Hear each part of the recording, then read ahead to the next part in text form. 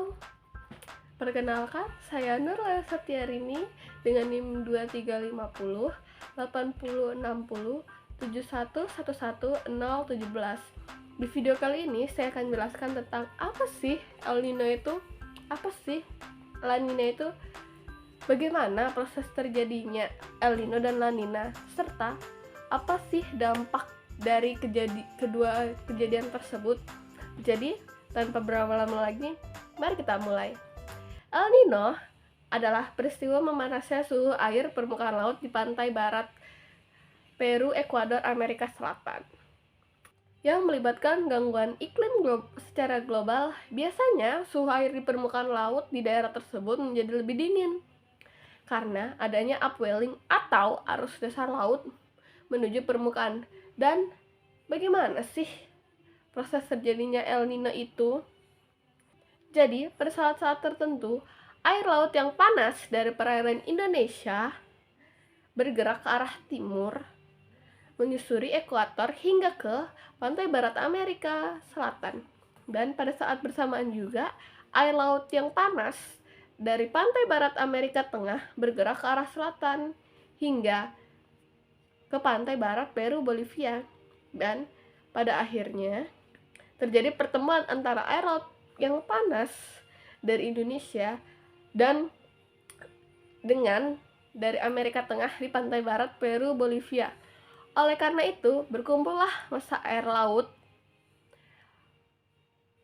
yang panas menyebabkan udara di atasnya memuai hingga udara di daerah itu memuai ke atas atau terjadinya konversi dan terbentuklah daerah bertekanan rendah atau minimum. Akibatnya, semua angin yang ada di sekitar Pasifik dan Amerika Selatan bergerak atau berhembus menuju daerah bertekanan rendah.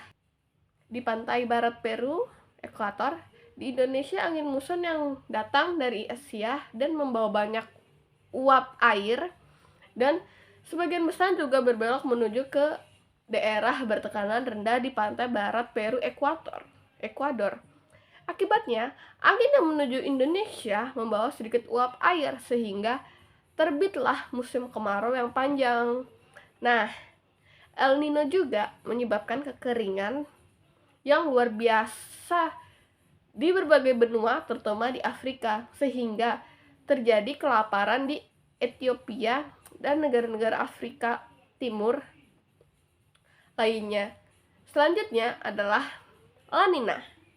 La Nina merupakan kebalikan dari El Nino. Proses terjadinya La Nina ini seperti dimulainya dari ketika El Nino mulai melemah dan air laut yang panas dari pantai Peru, Ekuador kembali bergerak menuju ke arah barat. Nah, dari air laut di tempat itu semuanya kembali menjadi normal. Dengan kata lain, El Nino adalah kondisi cuaca yang normal kembali setelah terjadinya peristiwa El Nino air laut yang panas tersebut. Akhirnya akan sampai ke wilayah Indonesia dan akibatnya Indonesia akan berubah menjadi daerah yang bertekanan rendah atau minimum, dan semua angin di Pasifik Selatan dan Samudra Hindia akan bergerak menuju angin tersebut, dan semua angin di sekitar Pasifik Selatan dan Samudra Hindia akan bergerak menuju Indonesia. Angin tersebut membawa banyak sekali uap air sehingga di Indonesia terjadinya hujan yang lebat. Biasanya penduduk Indonesia diminta untuk berwaspada jika terjadinya La Nina, karena mungkin saja akan terjadi banjir. Dan hal ini merupakan kebalikan dari kejadian El Nino. Jika terjadi El Nino, biasanya warga Indonesia ini diminta untuk waspada karena udara yang kering dan musim kemarau akan berlangsung jauh lebih lama dan kemungkinan terjadinya bahaya kebakaran akan menjadi lebih tinggi.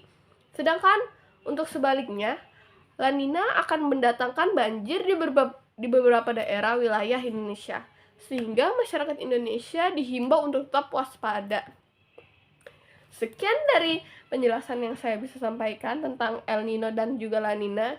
Saya Nurlaila Septiarini dari Prodi Ilmu Kelautan, pamit undur diri.